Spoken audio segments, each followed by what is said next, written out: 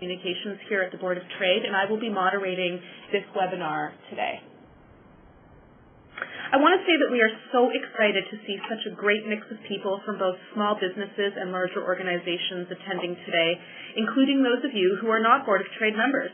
This signals to us that there is strong interest among Toronto businesses to learn more about how the changes in Canadian demographics today are an important business consideration. As we go through today's webinar, we are confident that you will find our presentation to be an informative and valuable learning experience. But before we begin, I'd like to bring your attention to several housekeeping items. First, I want to thank the Ontario Chamber of Commerce as today's event is made possible through its generous funding and support by way of its Global Experience at Work initiative. Second, we have over 100 people attending the webinar today. We are very excited to have this turnout and are thankful for your time. But due to the volume of participants, we will open the session up for questions only in the last 15 minutes of the webinar. We would like for you to please reserve your questions until then. We are using the WebEx service for our webinar today, so for those of you who are not familiar with WebEx, you will see panels on the right-hand side of your screen that you can use for Q&A as well as for chatting. If you have any questions, please enter it in the Q&A box and send it to all panelists. We will then be able to receive your questions and put them in a queue. We encourage you to chat only if you have an urgent question or are having technical difficulties, in which case we will do our best to try and help you by responding to you through the chatting panel. So let me begin by introducing our panelists for today. We are pleased to welcome Camon Mak, who is the Director of Multicultural Markets Client Strategy at RBC Royal Bank. RBC is Canada's largest bank as measured by assets and market capitalization and is one of North America's leading diversified financial services companies. Over the past year, Camon has spearheaded market-leading initiatives focused on diversity and helping new Canadians build a successful life in Canada. Originally joining RBC as a personal banker based in Vancouver, Camon is an 11-year veteran with the organization. His career spans across sales, channel strategy, finance operations, and most recently in capital markets as a member of the energy banking team. Our next panelist is Lamont, who is the president and CEO of Career Edge Organization since 2007. Career Edge Organization is a national not-for-profit service provider. It provides thoughtful, results-driven leadership in connecting multi-sector businesses with diverse, qualified talent through innovative paid internship programs for recent grads, internationally qualified professionals, and graduates with disabilities. Anne's involvement with Career Edge spans 15 years since she was the executive champion for its paid internship programs while VP Government and Community Affairs at RBC. Through her broad experience in the private, public, and not-for-profit sectors, Anne brings a multifaceted perspective and comprehensive expertise to the issues of diversity, inclusion, and employability, including innovative solutions that have societal and economic impact. So, now that we've introduced our speakers, let's move on to our agenda. As you can see on your screen, first we are going to hear from Camon Mak about why diversity is an important business consideration for RBC and how RBC has developed its own diversity blueprint for future business success planning. Camon will also speak to some examples of what RBC has done to recognize Canada's diverse demographic trends and share with you some pointers on how you can start to develop diversity strategies for your business. Anne is then going to speak to us about what we see happening in Canadian demographics today and what this means for you as a business owner or manager. She will also share with you her insights on how to understand your organizational fit and business solutions for recruitment and integration of diverse talent within the GTA. And last but not least, we're going to open it up to questions from you. With that, I'd like to welcome Camon to proceed with our session today. Thanks, Cam. Thanks very much, Aviva, and good afternoon, everybody. Thank you very much for your lunch hour and your time in this important discussion today. In our first page, it's RBC at a glance. I won't spend too much time on this, but to Aviva's point, we are Canada's largest company by assets and market capitalization, and we are a diversified financial services organization that services many clients around the world. We're proud to serve more than 18 million clients on a personal, business, and public sector, and institutional clients in Canada, U.S., and 53 other countries. So on to the more important topic as to why you're listening to this webinar today is, why is diversity important to RBC? And it basically boils down to three main imperatives. There's the demographic imperative, the business imperative, and obviously the social imperative. It's pretty clear to all of us today in the room and on the phone that, especially in the GTA region, the population is changing ever so quickly. And that is because, Canada has been seen over the last decade or so as a destination of choice, just by the very nature of our progressive immigration policies. So, because of that, we're seeing, massive shifts in not only the workforce and the marketplace, but we're seeing, such variation in cultures, ages, races, lifestyles, genders. And so, as the demographic patterns in this country, and especially in the Greater Toronto area, change, it drives to the very reason as to why they're changing customer needs and business needs. And that drives the very next imperative as to why businesses need to actually adapt to the changing marketplace. So what it boils down to is that for RBC, we are focused very much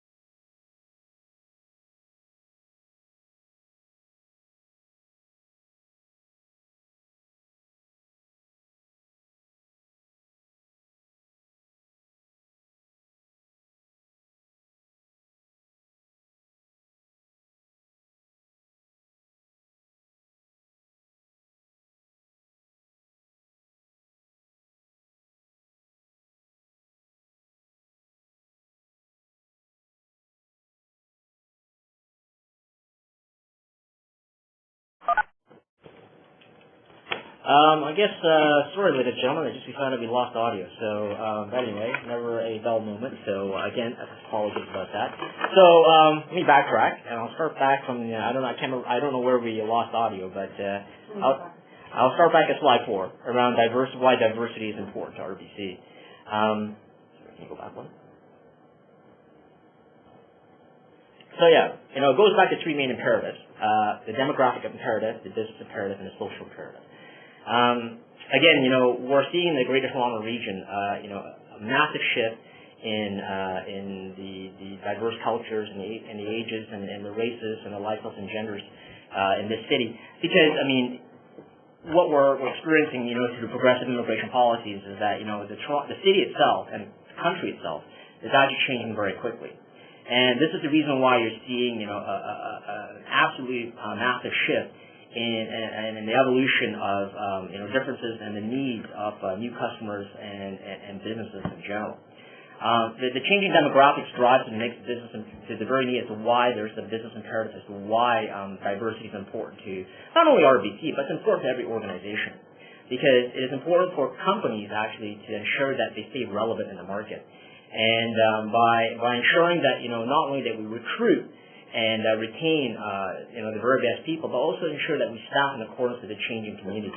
And as I was saying earlier, I don't know whether I apologize for repeating myself, but all you really need to do is actually visit one of our local RBC branches, and you will notice that the fact that when we staff our branch network, we ensure that we remain relevant to the community and the market. and we ensure that at the end of the day, we, that RBC, caters to the ever-changing needs of the local communities. And, the third most important thing is on a social imperative basis. What we're seeing is that, it is incumbent upon every company to ensure that we do our best to not only welcome, newcomers into this market, but also ensure that, they integrate both economically and socially, very well, in the sense that, this is the future tax base of this country, and if we ensure that, newcomers in general actually find, very good in terms of, relevant employment and gainful employment, I think it will ensure the fact that we will have a very successful economy going forward. Sorry, next slide. So in terms of RBC's diversity blueprint for success, this is actually a very holistic approach that, RBC itself has developed over the years. But it's basically a three-pronged model. As you can see on the slide, it's an integrated model for diversity. And it starts off with the talent in the workplace, and the objective there is to, our goal is to be the recognized leader in workforce diversity. Now, it translates down to the community section, whereby, we want to ensure that we leverage diversity for growth and the success of clients and communities we serve. So this ensures the fact that, from an organizational perspective, that we continue to actually be a leader in this space, and to ensure that, that the communities understand that, RBC is committed to ensuring that diversity is a key pillar for the organization. And riding off that from the marketplace perspective, as I alluded earlier, it is important for organizations, not just RBC, but again, all companies, to ensure that, our clients, our products and services, and our marketing tactics remain relevant. Because, our goal at the end of the day is to be, the institution of choice for a diverse set of clients. And I think it is crucial that for the future success of your company, that you ensure that you evolve your services and your products to remain relevant. So, as opposed to talking about RBC and doing, the sales pitch of why we're great, the important thing is to actually talk about RBC as to why it's a big case study of why every company needs a diversity strategy. So, to start to the next slide, you can see that, success starts with recognizing marketplace changes. And all I ask, if you have some time, not right now, but when you get a moment, go to rbc.com/Canada. And, and that's the URL whereby, we have done a lot in terms of actually evolving our products, our services. But what's especially crucial is that we've evolved our advice to ensure the fact that we remain relevant to the changing market. So, as an example, if you look at the picture on the left, Understanding Banking in Canada. We developed this guide because we saw a changing client base. And a lot of newcomers coming to RBC had no concept of how the Canadian financial system operated. So we created it to actually make it more relevant and more useful to a new set of clients coming in. So, we developed advice and tips for newcomers, not only from a financial perspective, but we developed advice that was specific on immigration issues and what newcomers need to look for when integrating to Canada. So, and doing this in French and English is obviously a requirement and obviously important. But we also ensure that, when we make our collateral relevant, we ensure that we make it in multiple languages through our online channel. We provide banking tutorials in 14 other languages. And all our clients, or even prospects, can actually interact with our call centers through 180 different languages. So what this points to is the fact that, RBC has made a very concerted effort to ensure that, when we evolve our products and services and our advice, it resonates with the market, the changing market, and ensures the fact that, we have an easier conversation and the fact that we can actually help our clients understand what exactly we offer. Sorry, next slide. Now, with changing marketplaces, it obviously requires that, you need corporate and community leadership support. Ladies and gentlemen, it all starts from the top. And if you as business owners, if you don't believe in this, what will happen is that, your subsequent employees will not believe in it. So the messaging has to start from the top. So when I say companies must develop strategies to demonstrate responsible leadership in communities where we live and work, that is an absolute imperative for every company that operates in Canada. So how do we ensure that leadership resonates and the messaging resonates throughout the entire organization? We do it in four ways. We have what we call an active leaders program, whereby within the organization we have over 600 representatives at different levels of the organization, from senior managers down to frontline staff, that represent the organization in communities, organizational boards, and specific client events.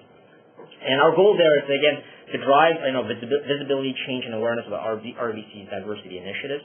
This is to ensure the fact that, from an organizational perspective and a community outward-facing perspective, that, our communities realize that what RBC is doing, and we expect our employees to follow and work with the various diversity initiatives that we sponsor. The second piece is actually regional leadership. In the 8 regions across Canada, all the regional presidents have what we call regional diversity councils. And this is to ensure that, again, to drive awareness and, again, to communicate the fact to our frontline staff that our regional leaders are actually fully supportive of all our diversity initiatives that we carry out on an annual basis. From a community leadership perspective, what we ensure is that we have very specific representation in community organizations. As an example, TRIAC, which is the Toronto Regional Immigrant Employment Council, the chair and the co-chair are Gord Nixon and Zabine Hergy. And they ensure and they represent the organization and try to provide thought leadership as to what organizations need to make a better effort to integrate newcomers, especially into the ever-changing workforce. And from a corporate leadership perspective, I put here a quote from Zabine Hergy.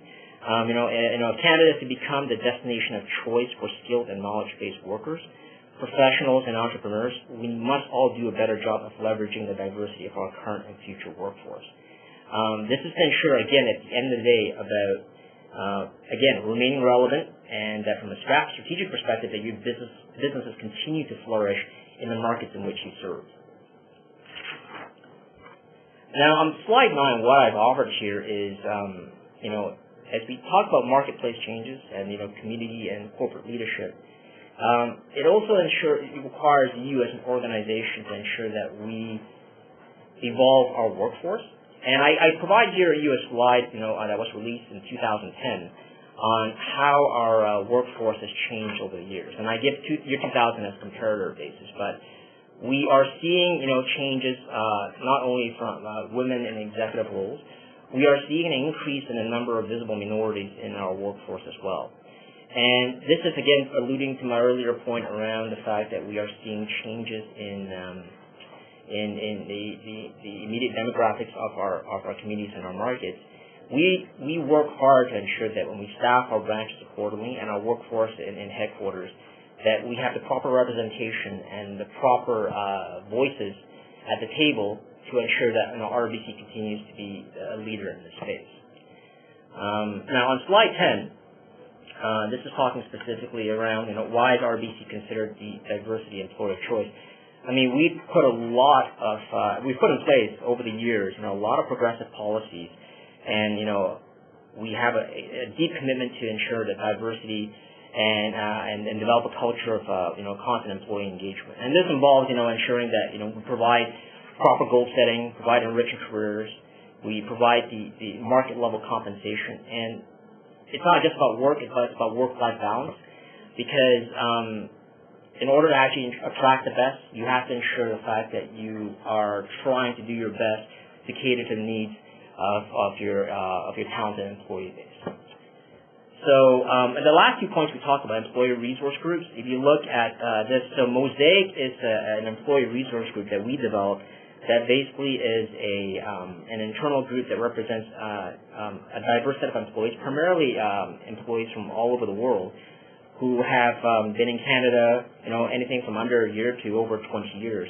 And it's actually a great group in terms of actually allowing newcomer employees to have a voice within the company. The Royal Eagles, as an example, is an employee resource group specifically for the Aboriginal community, and Pride is for our LGBT community. We also provide employee grants to ensure that we try to promote volunteerism deeply in the organization, because it's all about giving back to the community. So we ensure that by developing specific grants like that we want to ensure that our employees continue to give back to the community. Now, on the last slide, how can employers become a destination of choice for newcomers? We have worked very hard to to develop relationships with community agencies to provide internship opportunities. And as an example, we have worked with Career Edge for many years, and through Career Edge, and you hear their story shortly. We have actually hired over 800 employees from an internship basis to most of them transitioned to full-time basis, and it's been very successful. And I would say over the last 4 years, through Career Edge and specifically through the Career Bridge program and the Ability Edge program, we have been very, very successful in ensuring that we hire not only top talent but top talent from all over the world, because this is an especially important initiative, because, again, in order for your company and your market and your product services to remain relevant to an ever-changing market, you have to ensure that you integrate new ideas and new voices and new representation from employees from all over the world. And as a takeaway, one of the best ways to actually bring in newcomer employees is to actually give them volunteer opportunities, whereby they actually, sometimes a lot of employers are hesitant to bring in new Canadian employees because they just lack, quote unquote, the Canadian experience. And we have seen, as an example, there have been numerous successes of newcomers actually getting employment just by starting off as a volunteer. And this is probably one of the best ways to actually integrate newcomers into the ever-changing workforce. So on that note, I'll hand it back to Aviva. You've heard a bit about what RBC is doing, and after this call, happy to take any questions that you may have. Thanks very much, Camon.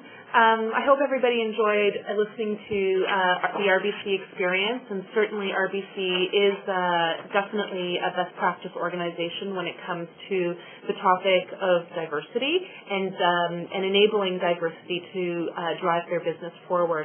I'm now going to turn the microphone over to Anne Lamont, who is going to speak to us a little bit about the changing face of Canadian demographics. Over to you, Anne.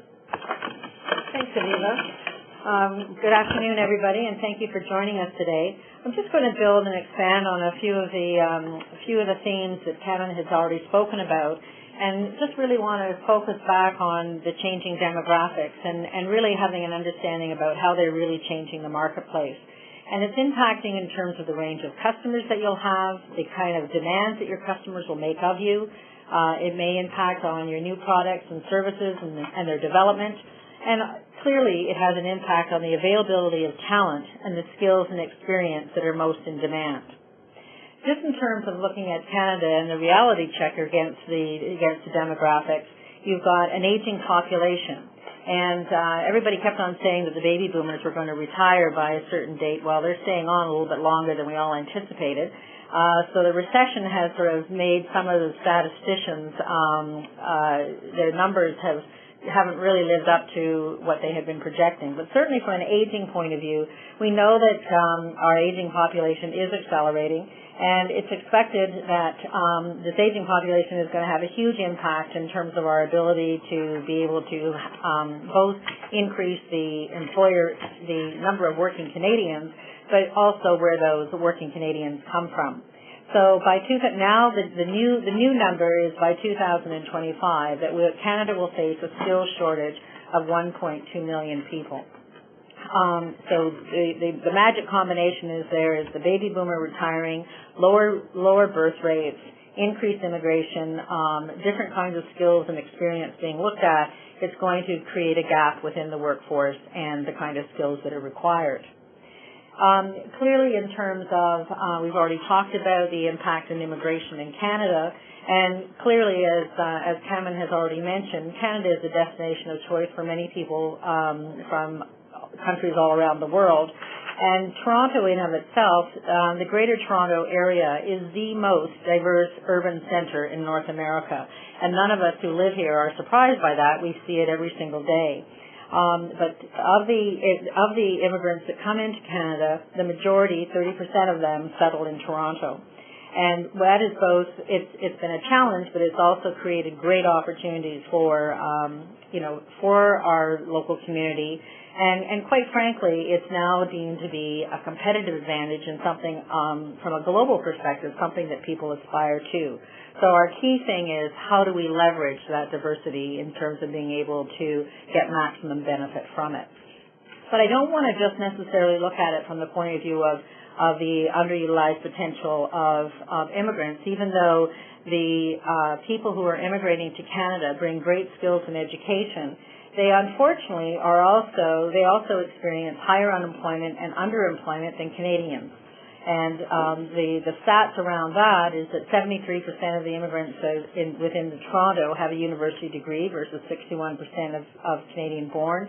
And similarly, and this was most evident in the last recession, is that newcomers, especially skilled immigrants, have experienced twice the unemployment rate and earned 40% less than those who are from Canada and were born here and had their education.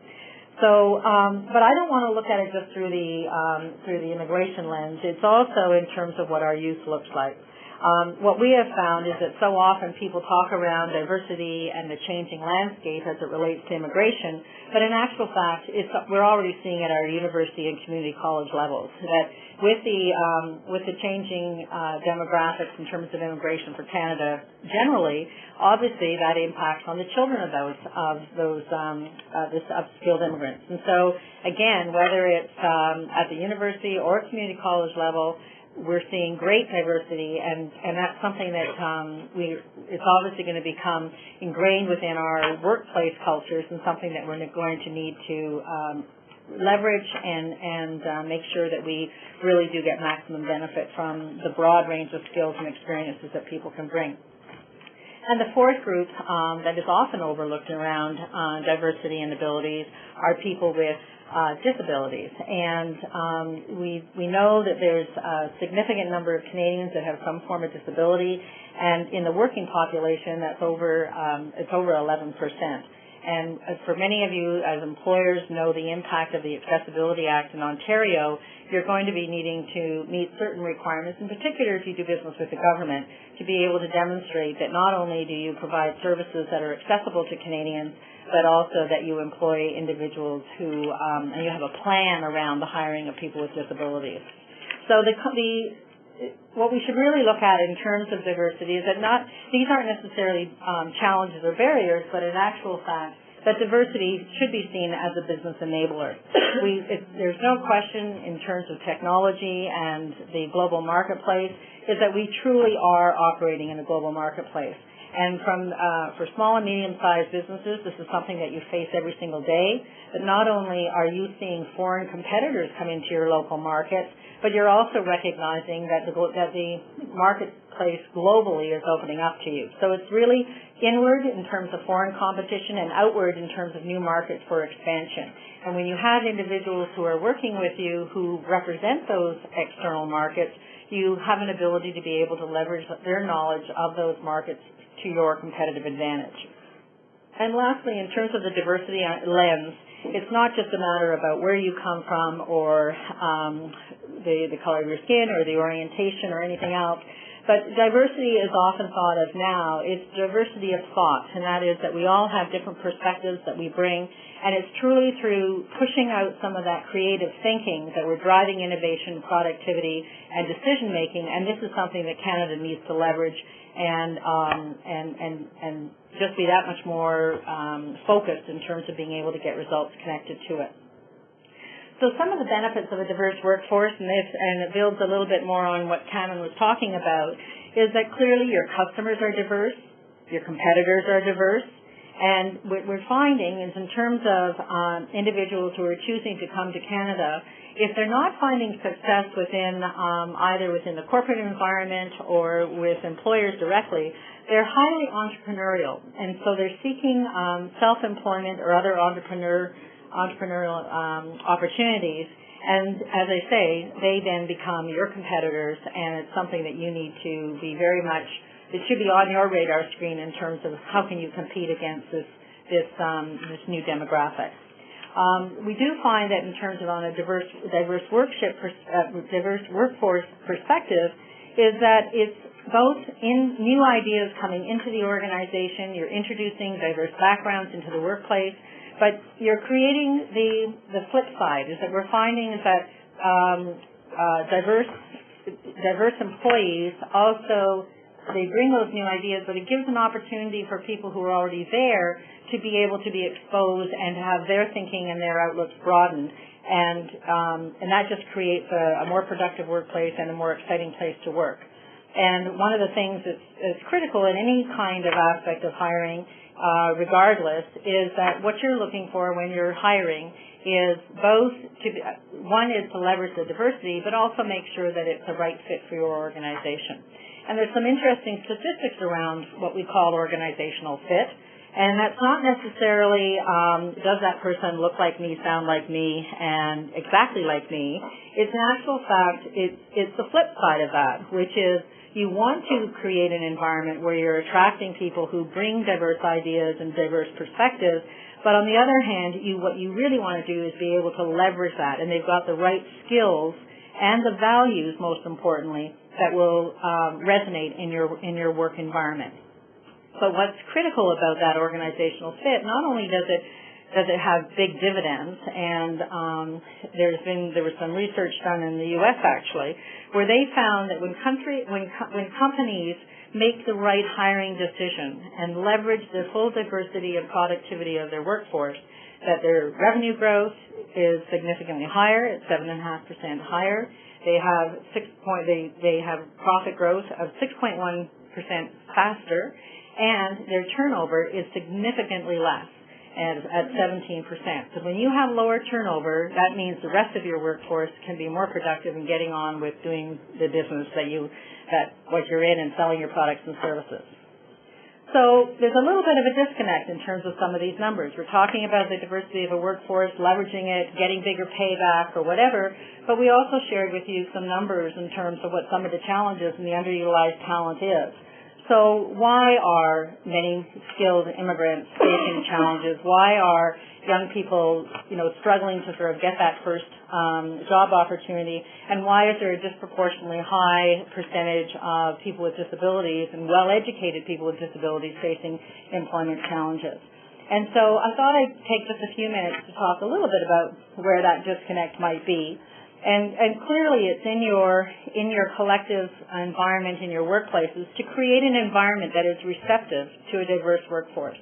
And so you need to do that internal assessment to be able to sort of say, do I have an environment that is receptive to diversity and receptive to some of the perceived challenges that might exist? And so we often call it workplace readiness. And what we find is that and many of you will say, what kind of resources are available out there? And many of the resources, typically, in particular ones that have been funded through the government, the emphasis has been on job seekers. And there hasn't been as much support on the employer side. And certainly from representing the many employers that we've worked with over the last 15 years, and it's been over 1,000, we find that workplace readiness is a really critical success factor to having an effective workforce that is inclusive and represents a diverse demographic. But many of the challenges around hiring people that are potentially from a different country, who speak a different language, who have a different background, many of those, much of the hesitancy is based on misconceptions or perceptions, biases, cross-cultural challenges, and it's often seen that maybe that kind of hiring might be more risky. And part of that is because most hiring managers want some predictability around their hiring decision. And so they'll have questions about if the person speaks with an accent, how will my customers react? Do they have some foreign credentials? How does that compare in terms of Canadian or North American standard? And so the more that we can eliminate some of those perceived barriers or help employers in overcoming some of those challenges, then that's going to potentially, we hope anyways, move the needle. And now we sort of say, okay, an employer says, I'm ready to hire diverse talent, and what do I do next? So as I mentioned before, when it comes to small and medium-sized businesses, and probably most employers generally, when they're considering a hiring decision, they're doing it to hire to meet an immediate need. Sometimes the larger an organization, the more that they might have developed a human resource plan. But believe me, many companies, regardless of size, don't have sophisticated hiring strategies necessarily in place for the long term. And in particular, as a result of the economy in the last couple of years, most organizations are dealing in a shorter time frame, shorter time horizon in terms of both on their financial results, but also in terms of any of their hiring activity.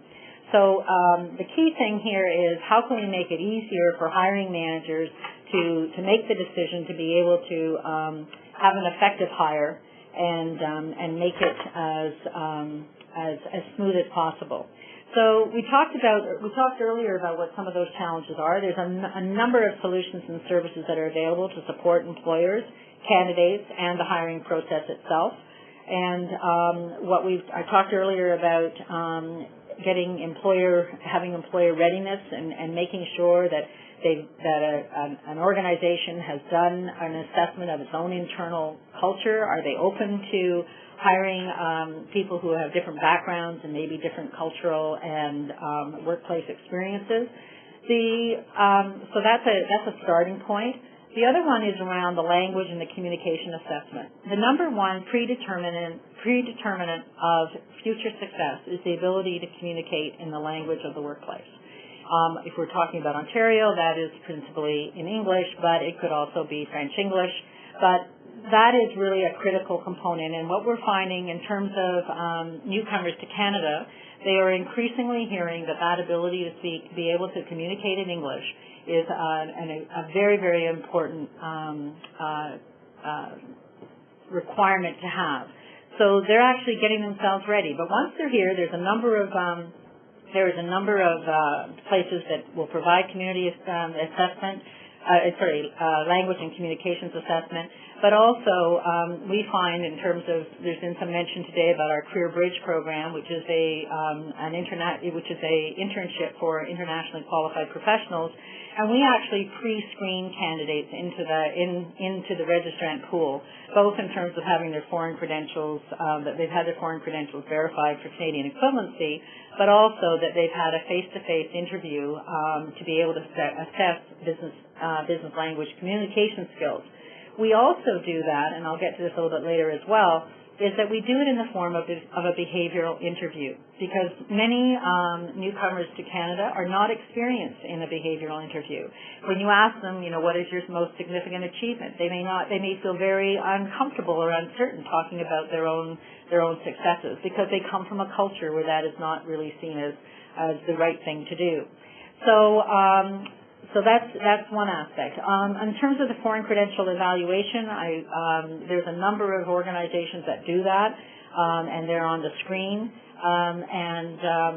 What we're finding is that increasingly, on the one hand, employers will still look to skills and experience first, but unfortunately, there has been some fraudulent activity around credentialing, and so some employers are saying, absolutely, I want to make sure I have a comfort level with the foreign credentials, especially if it's from a country that I'm not so familiar with in terms of their educational system. So those services exist, and many people know that they need to do that, and so it's not, as an employer, if you ask for people to have an assessment done, it's not an unusual request. So in terms of the support to employers, there's many organizations out there, my own included, and that will work with employers to both help them determine what their staffing and hiring needs are, the kind of skills and experience that they're looking for, and how to tap into the various talent.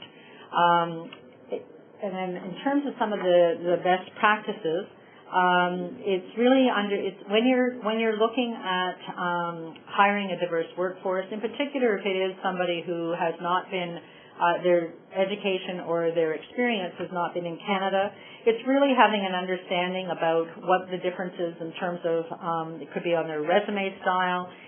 It really is having the patience to sort of dig a little bit deeper.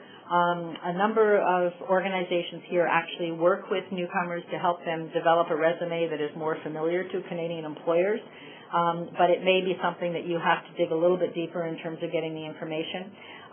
In terms of the interview experience, it really is what I was just mentioning, and that is that the behavioral interview can be a very intimidating experience for newcomers, for people with disabilities, even for new graduates who haven't gone through that kind of experience. And so depending on your level of tolerance, it could be that you want to, especially we see this with employers who are looking to hire people with disabilities. They will give the questions ahead of time. And so you've got an opportunity to be able to frame your response, and it just makes because an interview is really meant to be a productive exchange and not one that should be intimidating, because it's nobody's interest to do that. So in terms of trying to be able to minimize the risk around any hiring process, it gets back to the predictability I was talking about earlier. And I guess for the moment, in terms of, there's a number of things from a supportive, minimizing the risk around those hiring decisions and putting a supportive structure in place. Many organizations, when they're very used to hiring recent graduates, and they may have a training program where a recent graduate will come through, and that's part of the assimilation and the getting comfortable with that sort of workforce. But let's say it's not a recent graduate and there's not as formal a structure in place, is that having some kind of orientation to the company in the first few days that somebody joins, regardless of whether that's at an entry-level or a mid-level position, can often be can really help with the integration, the successful integration of a new employee. From what we see, and this is a little bit of my promoting our organization, is that when employers to tap into talent through accessing an internship program, and Camon, thank you very much for commenting on Royal Bank's experience across all three of our programs, Career Edge, which is for recent graduates, Ability Edge, which is for graduates with disabilities, and Career Bridge, a bridging program and paid internship for internationally qualified professionals, is that there's some structure in place in the sense of, first of all, their employers are tapping into pre-screened talent that, and can feel, especially on the Career Bridge side and the Ability Edge side, that those people have had some kind of assessment in terms of their capabilities. But secondly, the actual structure itself is that each intern has a coach assigned to them within the workplace so that they can make sure that there's an effective and supportive onboarding experience. They can understand local and workplace norms. And it really allows for that supportive integration. And when an internship is successful, we know that there's a very high success rate in terms of integration into the workforce. Over 82% of our interns will convert and leverage their internship experience into permanent employment in their field. And so we feel over the last 15 years, we've done over 10,000 internships and feel pretty confident in terms of that success. But it really truly is for many employers, if you're going to want to get the people who have the skills and experience, you need to tap into the diversity of the workforce that exists within the GTA. And so, as I say, I think the business case is there. There are support mechanisms to support employers and to support candidates to make that effective.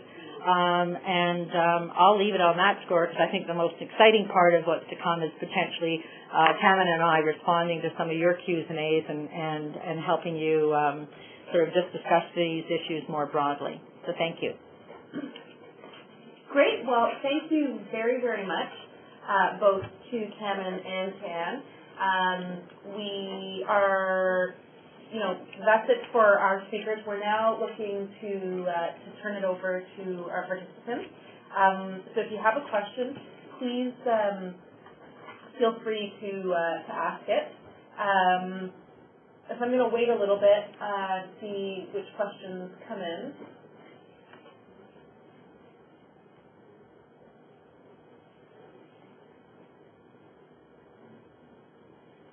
So our first question comes from a gentleman named Riz. Riz is asking us about onboarding, and his question is, I think probably more suited to Anne, but Cam, obviously, if you have a question, if you have an answer to that, please definitely feel free to jump in. Riz's question is about onboarding for new hires with diverse backgrounds and how important it is to do that, but not many employers are doing it. Can you, Anne, elaborate on any best practices for onboarding new hires with diverse backgrounds? Yeah, thank you for the question, Ruth. And I think the critical thing is not to be surprised about the need to do some supportive onboarding, and I think it's always managing expectations. So what we found is that probably the most critical piece to the onboarding aspect is to assign a coach or a mentor. And so when you have that kind of structure in place, it doesn't necessarily have to be the immediate supervisor, so it doesn't even necessarily have to be something that's directly linked to performance, but it's really somebody who walks the newcomer through, what's the workplace environment like. It could be, if there's a company cafeteria, it could be a company cafeteria. But it's just sort of trying to demystify some of those early activities, and so that they end up and sort of incorporating them, having almost like a buddy system in the first few days. It could be. But also, I think in terms of the onboarding, is that it's not just a 1 or a 2 day wonder.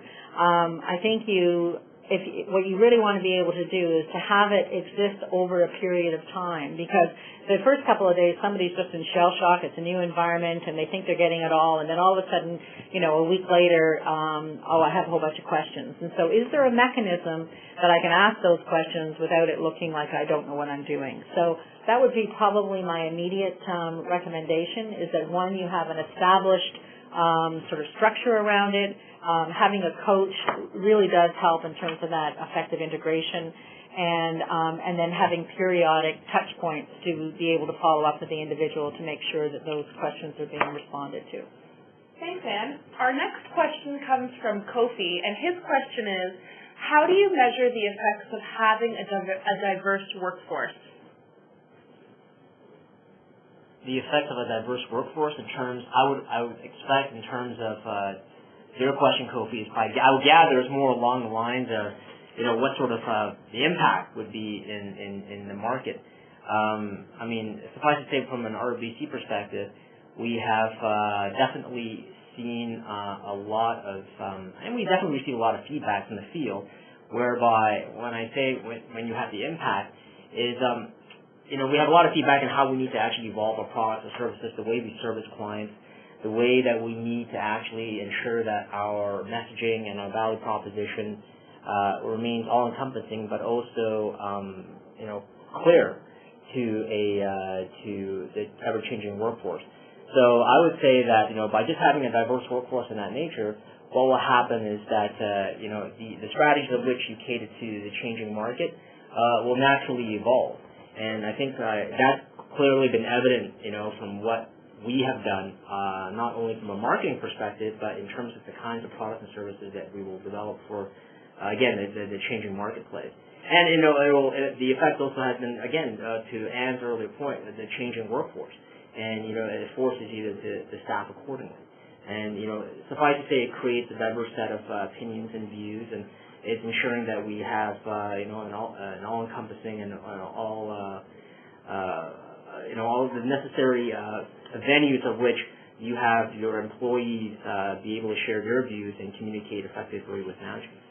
And maybe if I can just add on to that too, it's never diversity for diversity's sake. I mean, I think that what we do know, as we talked about earlier, is that diversity should be a business enabler. So frame it in terms of looking at the effects, how it impacts on your broad aspect of your business, and certainly the diversity model that RBC used, which meant that it showed how does it relate, how does it impact in terms of your customer base and your products and services, but also in terms of your employees. But I think if you've identified that there is something that you want to achieve from a business perspective that can be seen through the diversity lens, then you should be able to measure it.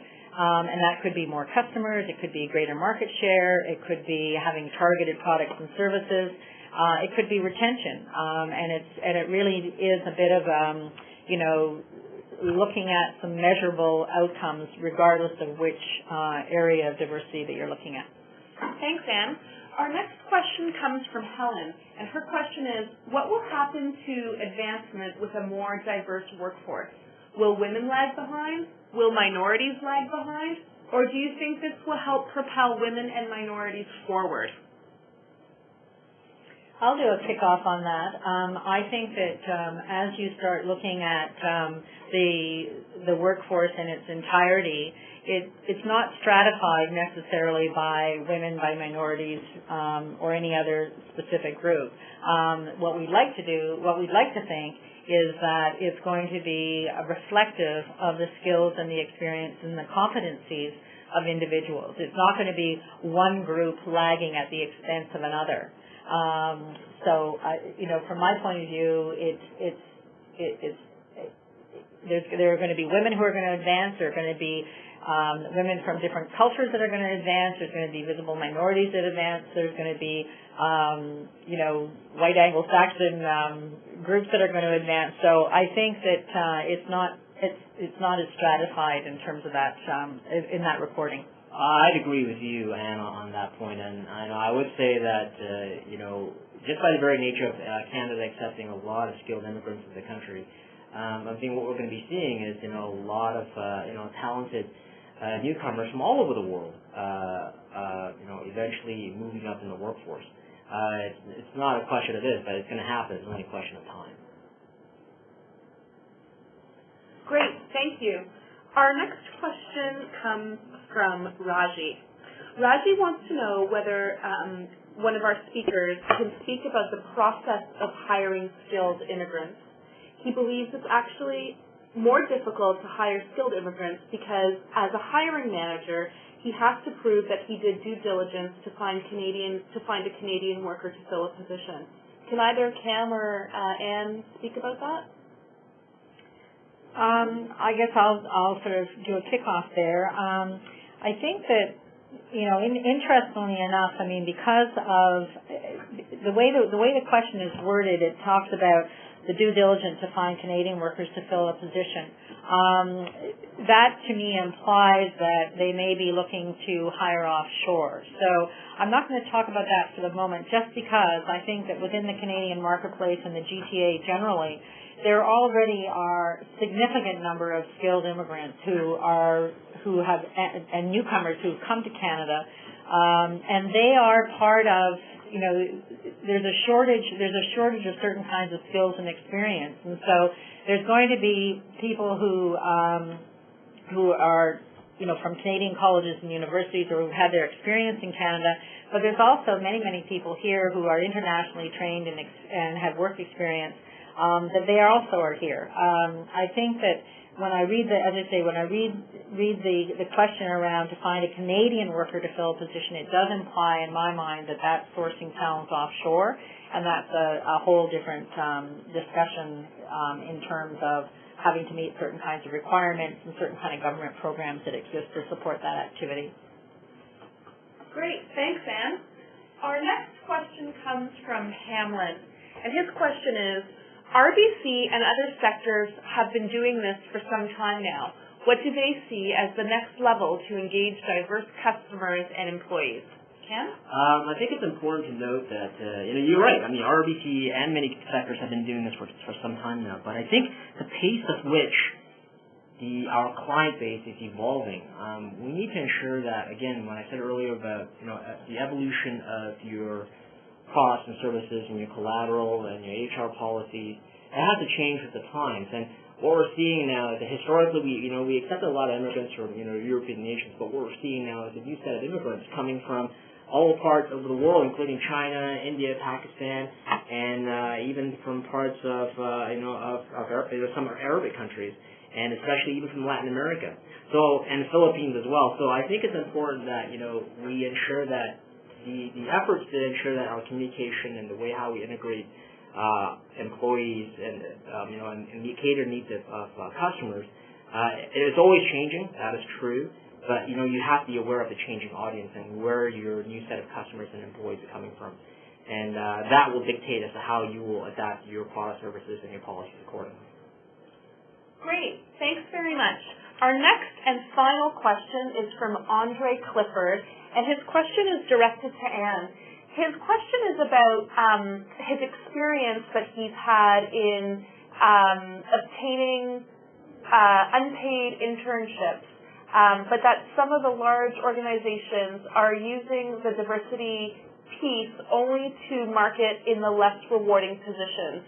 And he's wondering what Anne's thoughts are on, I suppose, how to work with organizations to make them understand that hiring foreign trained professionals should be for positions across the entire organization as opposed to the lower level positions. Anne? Just talking about, because you've mentioned internships, and in the particular question talks about unpaid placements. I do want you to know through both my personal and my professional and our organization's perspective is that no internship should be unpaid. If people are working, they should be paid for it. But do recognize that some internships may not necessarily be at full market value because they're perceived to be a stepping stone into the organization or a way to transition into permanent employment. I think the thing that you need to be most open about here is that, first of all, when we look at paid internships for internationally qualified professionals, for the most part, they are mid-level positions. They're not entry-level positions. And I think that the key thing there is that, and we know this from talking to many internationally qualified professionals, is that their strategy is to rebrand themselves in terms of being able to say, I may not be able to get exactly the same kind of opportunity I had in my home country. I need to look at it differently or start my journey differently in Canada. And so in many cases, they will view an internship as a foot in the door to be able to get to know that organization. And so the internship may not necessarily be fully reflective, but it's an offer of their experience, but it's an opportunity for them to understand the corporate culture, say, is this the place I want to work in, and I'm going to prove myself. And so it could be that when they can leverage that internship into permanent employment, then that next opportunity may be an improvement in terms of the level, but what we normally would see is that the second job after that is where you do start then to do the incremental experience. So, I think that the internship should be meaningful work experience. If the comment there is that they're very junior, non-responsible kind of opportunities, then I think that the organization isn't showing the right kind of perspective in terms of how to bring foreign trained professionals into their organization. But I do think that if it's perfectly justifiable to sort of say, and where can this kind of internship lead me in this organization based on my proven performance. So the entry level position or the opportunity with less accountability or responsibility they have in their home country is not necessarily a bad thing if it can be leveraged to a more meaningful opportunity after the internship is over. Great. Thanks very much for your response, Anne. That's all the time that we have for today. I want to thank everybody online for attending today and for spending your lunch hour with us. Just want to remind you that when you exit this webinar, you will be presented with a post-event survey for your feedback on the time that you spent with us today. So if you could take a few moments to send us some feedback, that would be great. We will also be sending the PowerPoint presentation as well as a recording of this webinar to all participants. So again, thank you very much for your time. Please stay tuned for other webinars that will also be held under the auspices of the Global Diversity at Work program. And I wish you a good day for the rest of the day. Thank you.